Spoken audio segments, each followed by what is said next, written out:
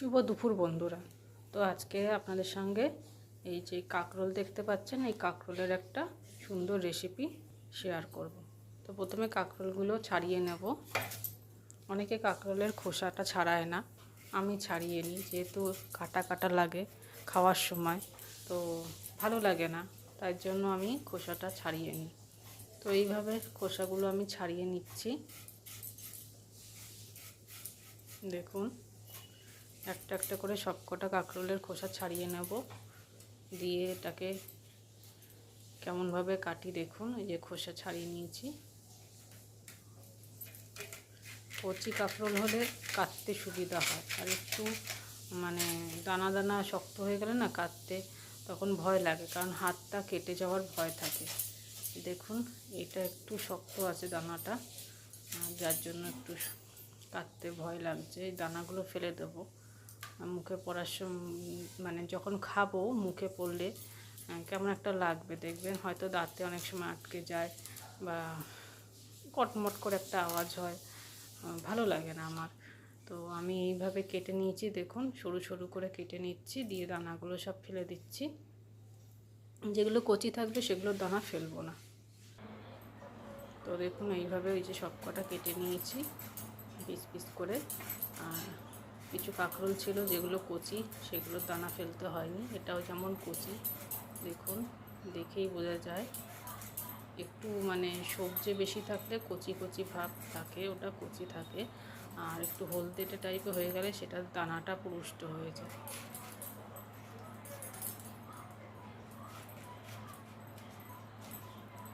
আমি লম্বা লম্বা করে পিস করে তার মধ্যে আবার লম্বা লম্বা পিস করব, ওই যে আলু যেরকম কাটে ঠিক সেইভাবে।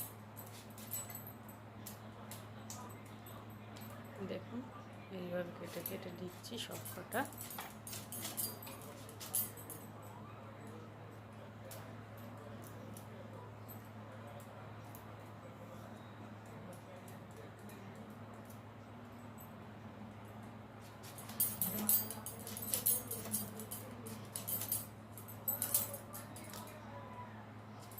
দানাটা কচি আছে বলে অত ফেলতে লাগছে না।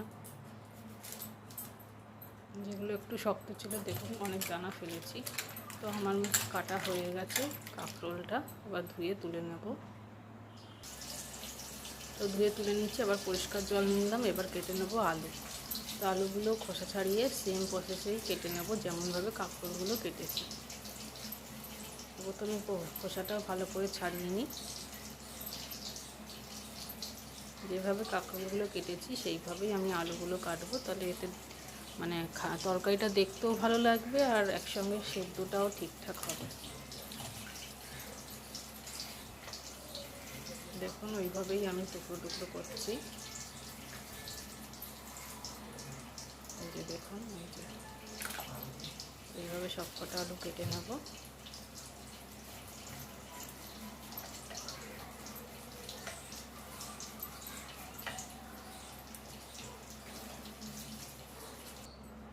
তো সব কটা আলু কেটে নিয়ে আবারও ফিরে এলাম। দেখুন, এই যে এবার তুলে নেব।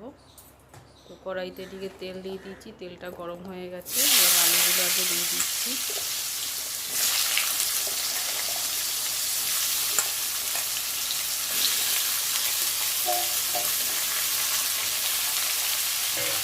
এবার দিয়ে দেবো কাঁকরোলগুলো, দিয়ে একটু ভাজা ভাজা করে নেব।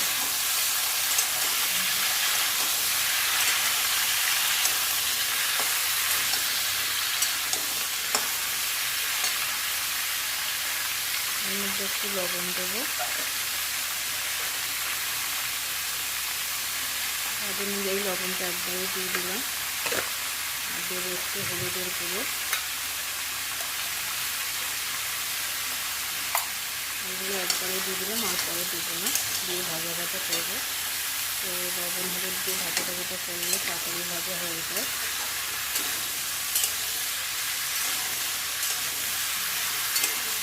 এইভাবে ভাজা করে নেব। একটু ঢেকে দিলাম। এদিকে মশলা করে নেব। ওখানে সর্ষে নিয়েছি, কালো সর্ষে। আপনাদের কাছে যদি সাদা সর্ষে থাকে সাদা সর্ষে নিতে পারেন। আর নেব একটু গোটা জিরে, আগে শুকনো একটু মশলাটা করে নেব। জল দিলে অতটা ভালো পেস্ট হয় না। এই যে শুকনো দেখুন করে নিয়েছি। এবার কটা কাঁচা লঙ্কা আর জল দিয়ে আবারও পেস্ট করে নেব। আর এখন ঢাকনাটা দেখে নিই কীরকম ভাজাটা হলো। তো একটু ভাজা হয়ে গেছে তলার দিকটা, উল্টে পাল্টে দিচ্ছি।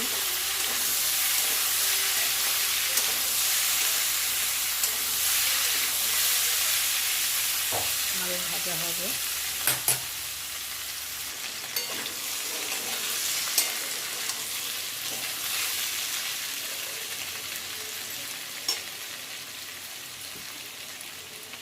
এইদিকে যে পেস্টটা করে নিয়েছি এটা ভাজা ভাজা হয়ে এসছে।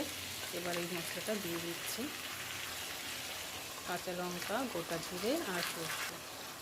মশলা ধোয়া জলও একটু দিয়ে দিলাম, একটু সামান্য চিনি দিলাম, দিয়ে এবার এটাকে কষাবো বেশ কিছুক্ষণ।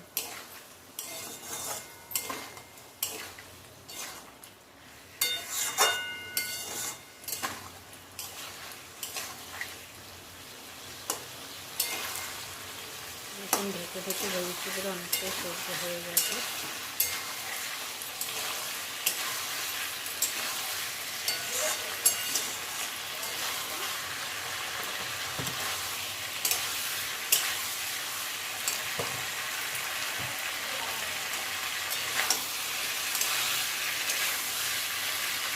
এবার ভালো করে কষিয়ে নিচ্ছি। এবার একটু জল, সামান্য একটু জল দিয়ে নিলাম, দিয়ে আবার ঢাকা দিয়ে দেবো।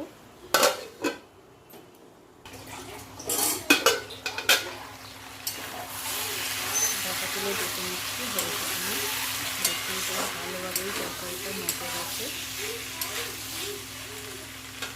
তরকারিটা আমার কেমন লাগলো বলবো, তো খেয়ে দেখে জানাবো কেমন হয়েছে।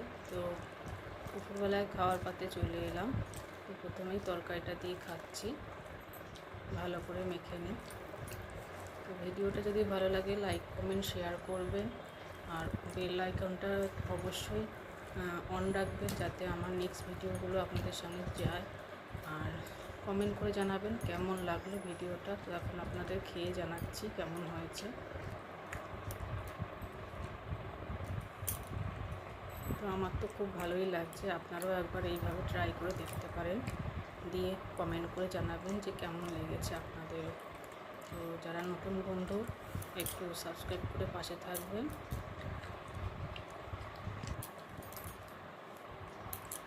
আমার তো এটা দিয়েই মনে হচ্ছে পুরো ভাত খাওয়া হয়ে যাবে, এতটাই ভালো লাগছে আমার। তো সবাই ভালো থাকবেন, সুস্থ থাকবেন।